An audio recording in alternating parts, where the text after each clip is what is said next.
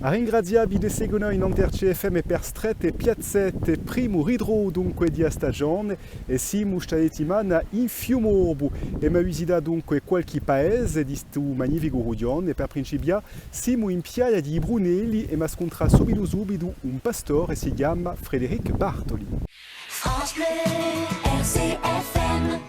Qui siamo in Brunelli Fiumorbu, piedi, sicuro, cubese, qua su. Qua siamo un'antama esploitazione.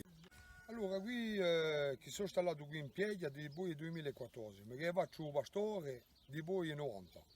Che ho due capre, ho cominciato a avere 2 o 3 capre e dopo ho comprato un po' di capre e ho principiato a fare capre.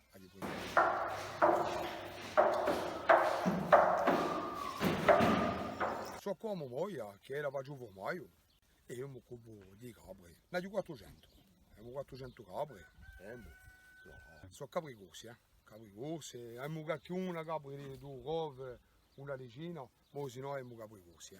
Allora, ormai a mani, per dire a mani, facciamo a monta, sicuro, e dopo che faremo lo sport in formalia, cadiamo, e dopo facciamo il nostro formaio, si rompa, si pace.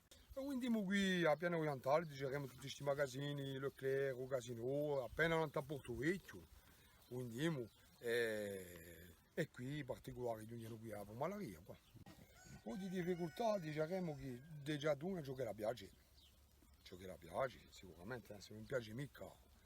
E due momenti ciò che i giovani siano più aiutati, e tanto poi va. Anche per o Gabriel o Bacchio, non importa che porcieri, ma che siano più aiutati. Il mestiere, come va detto, gioca la piace. Anche se non va mica, o tipo diciamo un giorno che ti piace a fare a Gabra, la da Valle stessa. Ci ritroviamo domani per strette piazzette e domani attiperemo un po', saremo in Anto Comune di Sanguino di Fiumorbu a ringraziarvi e a domani.